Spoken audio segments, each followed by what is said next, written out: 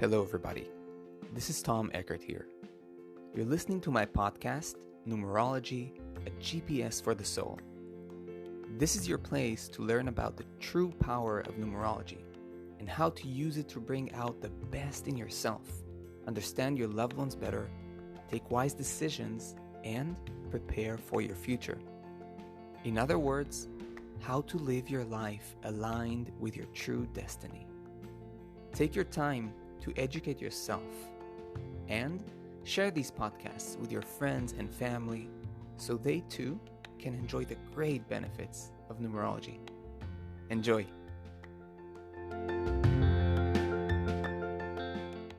Hello there and welcome to all my listeners. Today we are going to talk about 6 types of individuality or 6 archetypes of individuality as they are represented by very particular number combinations. Before I dive into this topic, I want to welcome you. If you are new here, then this podcast is all about in-depth numerology, meaning numerology is a path for inner transformation, for spiritual growth, for the expansion of consciousness.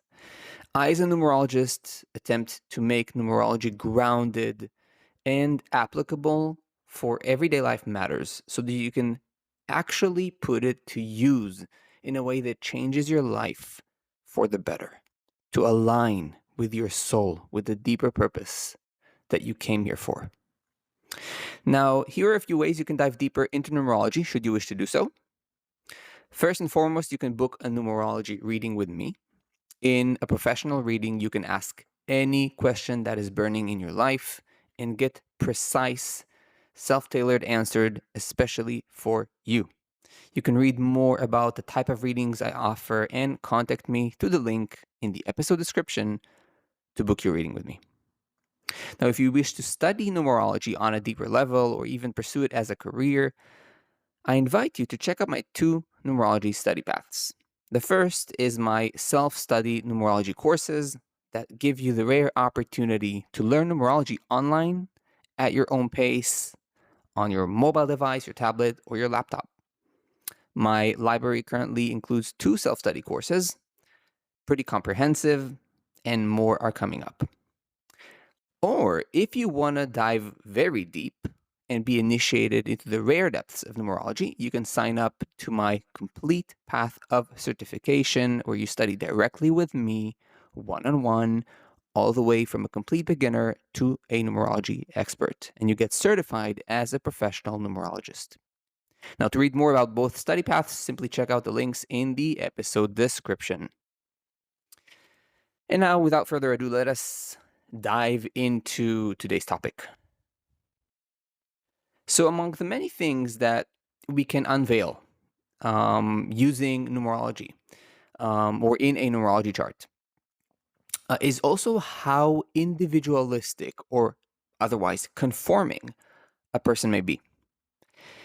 In this episode, I will be exploring, as I mentioned earlier, 6 types of individualistic archetypes as can be detected with number combinations. This is not a complete list of, individualistic types, but these are some very solid examples of powerful individuality expressed through the numbers. Now, what do I mean by individualistic? Individualistic in this context means someone who tends to think outside the box, to act outside the box, to not follow the norm, someone who's very self-defined and less influenced by what society thinks, less impressionable, a person who carves out their own career, their own path, and doesn't tend to follow the herd. Now, we all have some of that, but for some of us, this is the main characteristic. Now, those of you who embody the number combinations I will be talking about throughout the episode in major locations, especially the sacred triad, you can basically categorize yourself as highly individualistic. So let's start unpacking the 6 individualistic types. So the first type, and perhaps the most self-defined, is the 1-7. The 1-7 persona is highly self-defined, very niche in their inclinations, and also deeply reliant on themselves, on their gut feelings, and on their inner knowing. Of all individualistic types, they are possibly the ones who need the most alone time and don't necessarily want others to interfere with their ways and their life. They are somewhat of the lone wolf, and it's not uncommon for them to also experience loneliness. However, when in their power, they know very well who they are. They are very clear about their path, and they have a strong sense of uniqueness, of standing out, and of being people of quality. The 1-7 is also a very opinionated individual and isn't very open to other perspectives other than their own. I sometimes say that the 1-7 energy is there to help us truly define who we really are. And that's why, in many ways, the 1-7 is highly not impressionable. Perhaps of all individualistic types, it's the most unimpressionable in the sense that their self-definition is so solid, so strong, and it's so important for them. Self-definition is one of the key elements that guide the 1-7's life, and they won't let you sort of set a foot, into that sort of sacred space of theirs, their self-definition, and are going to be very, very protective of that space. The second type we're going to explore is perhaps the most free-spirited individual. So a moment ago, we had the most self-defined. Now we're having the most free-spirited individual, and that is none other than the 1-5. So I'm speaking in number combos here because if you already know the numbers, I think it's easier to sort of already know that not 1, is an individualistic number, 5, 7, and other numbers, okay? But there are also combos. And the combos create a very particular personality. And that's what in-depth numerology is all about. It's about, right? It's about merging data. So the 1-5 is an individual that truly lives on their own terms. Their guiding principle is freedom. They are simply their own person, following only their own impulses and their own true desires, and following or adhering to no one else. They are nobody's student, and they won't let anyone be their guru. They follow their own path, and they love it like that. I'd say that of all individualistic types, they are the most carefree and at the same time the most careless. So on the positive, they are carefree and, they love adventure. They're very easygoing. They're, daring. They're fun to be with. There's this, something very outgoing about them. On the shadow side, they simply don't care about anyone but themselves and are very self-centered. So that's the carelessness side of things. They are much less serious also than the 1-7. The 1-7s are more, you see something a little bit closed about them, whereas the 1-5 are much more open, but on their own terms. So they're much less serious than the 1-7, and they also love enjoying themselves. And definitely, they're much more spontaneous and daring than the 1/7.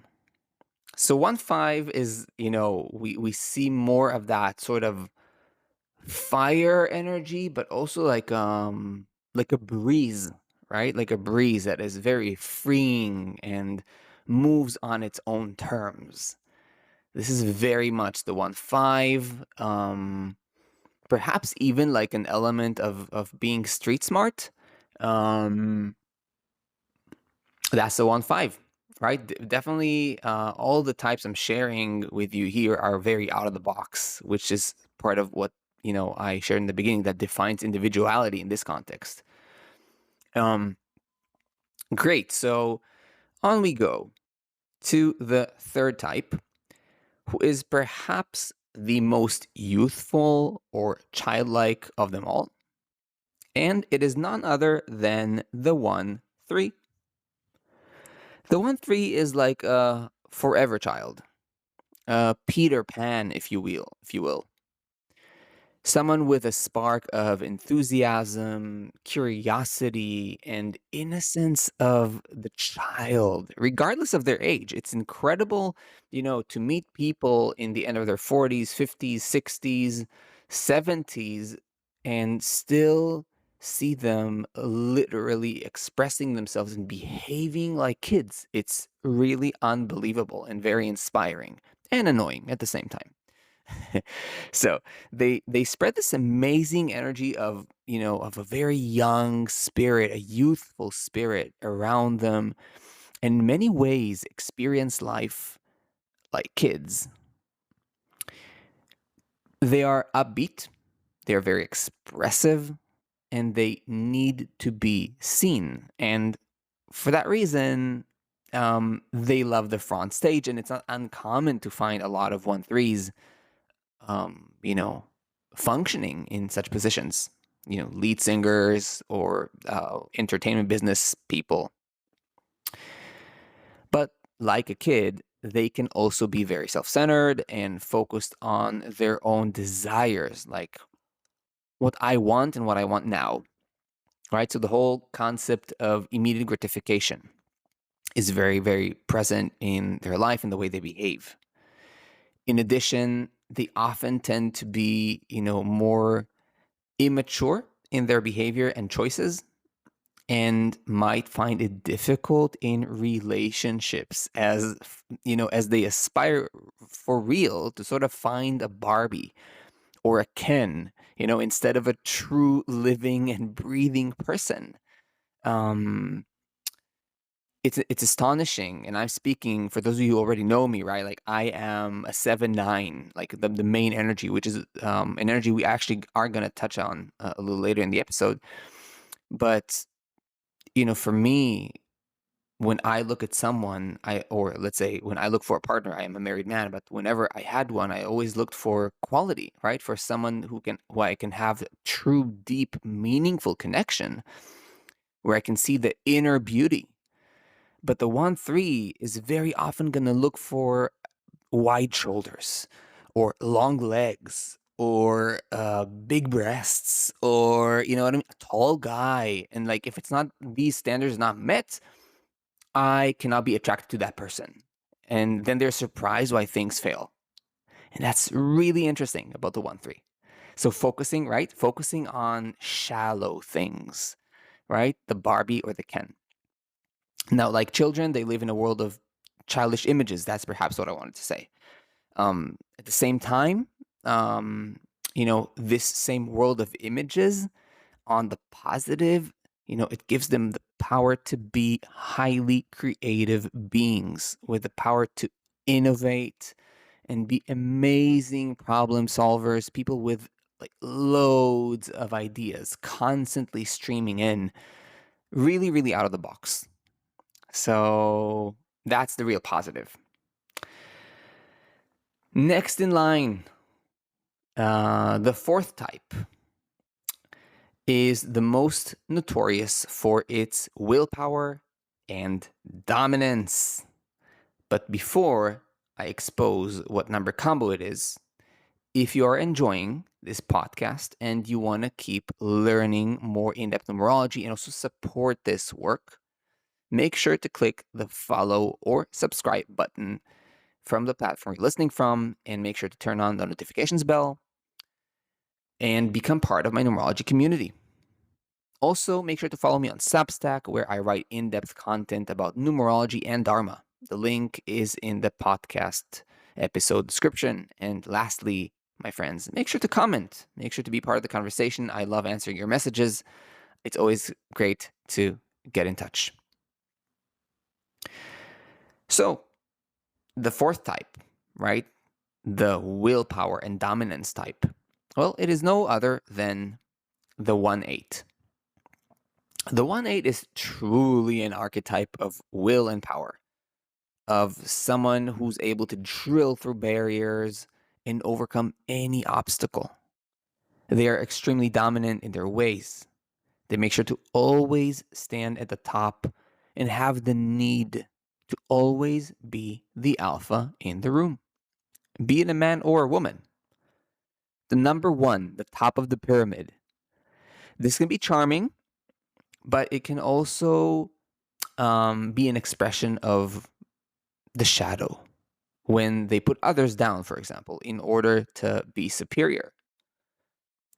Nevertheless, the 1/8 is a very capable individual persona, a true manifester, and very capable executor of the highest order. They are real bulldozers, capable of moving mountains if they wish to.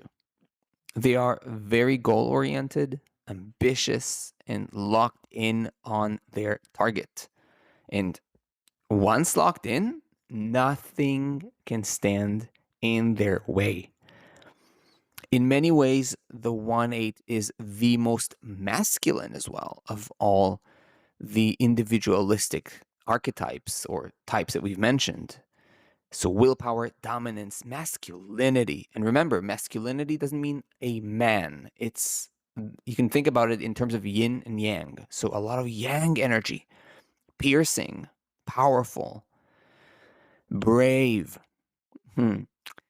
So one thing they should watch out for is being too self-motivated in a way that makes them blind to others' existence and feelings. Feeling like everything goes in order to get to their goal, their target, to achieve what they want. Even if it means hurting and or harming others on their way. Just to give like a little example that I like to use when I speak about this particular individualistic type, let's say they have an idea, a business idea. They say, oh, if I build something in this piece of land, I'm going to be able to extract a lot of oil from the ground. Okay, all I need to do is evacuate this indigenous tribe and, shave off this entire forest and I'll become a rich person. Okay, so let's just do that. You see what I'm saying? Like, I don't care about the environment, the people, their lives, the nature and the implications. I just have a goal and I go for it, and that's it. So on the one hand, we can see the willpower, the dominance, the nothing that will stand in my way. And at the same time, we can see the shadow, the disconnection sometimes from, the subtle, the more sensitive side, a little bit like the end justifies the means. On we go. The fifth type is rather special, as we're now also shifting away from the 1 combos. So far, all the 4 previous individual types have had the number 1 in them. This type I would call the most unconventional and unpredictable. It is none other than the 5/7. The 5/7 persona is highly unique, special, and truly avant-garde. They are so other, with their own ways of feeling, of thinking, and expressing themselves. What's truly striking about them is the element of surprise. They just come out of the blue with incredible insights, ideas, and humor that can absolutely floor you. They are like a whirlwind of unpredictability, like a lightning bolt of sudden impulses that don't necessarily follow any particular pattern except, well, that of unpredictability. They are super versatile, interesting, seeing the world from a different lens and allowing us to experience the element of mystery through their presence. You never know what will come out of a 5-7. That's truly, truly fascinating. On the shadow, this individual can experience inner chaos. All this unpredictable energy can be confusing, a bit of an enigma, we can say, even to themselves. Nevertheless, it can be truly electric, truly brilliant. And lastly, we reach the sixth type, who embodies the most wisdom and high perspective of them all. And that is none other than the 7-9. The 7-9 is deeply rooted in their inner knowing and wisdom that transcends what society usually deems as wisdom, which is basically the accumulation of intellectual knowledge. Now, even if not knowledgeable, the 7-9 display an uncanny ability to see life, people, and events from a very holistic perspective. Something about them is like the archetype of the man who saw it all. They are able to communicate and connect to a wisdom that transcends time and space, and also touch a space of being that is beyond all the ideas and concepts of society. Now, of course, the price of having such access to wisdom and depth and a broad perspective is that they see a lot, sometimes too much for them to bear. And this can make them very heavy. It definitely contributes a lot to suffering, to difficult emotions, a lot of turbulence, if you will. Not easy, in other words, to see so deep and so wide and vast, and at the same time be able to maintain lightness and simplicity. Right? So if you compare this individualistic type with the 1-5, they are worlds apart. Both of them very strong individuals, but in completely different ways. Right? The 7-9 is so much wiser in a sense, or at least has that potential. The 1-5 is so much freer. The 1-5 is also so much lighter, and the 7-9 is so much more serious, heavier. The 7-9 are perhaps also the most self-reflected of all individualistic types. They at least have that potential. That's the archetype, one can say, with a very vast awareness of their interior and also others' interiors as well. So we've seen 6 types of individuality, and I tried to pick ones that represent some particular quality, right? From the wisdom to the freedom to that sort of self chiseling and self definition or that unpredictability, right? Different kinds of flavors so that we can really feel into how numerology can really describe a person and their unique type of individuality in the same way that you can also describe a person's conforming nature.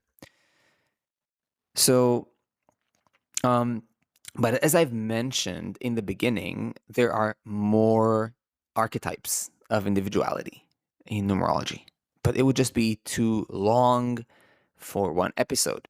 And anyhow, the purpose of these episodes is not to give complete teachings, but to open your minds to the many perspectives we can approach a numerology chart and the incredible amount of information the numbers can reveal about who we are, both light and shadow. So, the most important thing, be inspired by this. Learn to look at your own numbers and the numbers of those that you love from different angles, different perspectives, and simply keep learning and exploring. And now, before I wrap this up, if you enjoyed this episode, make sure to follow, subscribe, and turn on the notifications bell on the platform you're listening from. And make sure to become part of my numerology community and support this work. That would mean a lot to me. And make sure to follow me on Substack, where I write content about Dharma and numerology. The link is in the podcast episode description. Remember to comment to be part of a conversation. I will always attempt to answer you. Don't forget to check out my numerology readings if you want to have a deeper experience, direct experience of numerology. And of course, if you want to study numerology, then remember the two self-study paths. One is with my online self-study courses, and the second is where you study with me, in-depth numerology certification studies, and you can acquire real mastery of numerology. My friends, as always, I hope you were inspired by this episode. I hope it gives you some more food for thought and the inspiration to keep practicing. As always, I'll see you in the next episodes.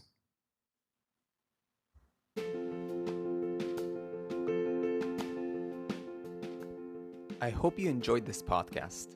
If you did, and you want to go deeper into numerology, check out my website, tom-eckert.com. You can also book a numerology reading or even study numerology yourself through my courses. I'll see you in the next episode.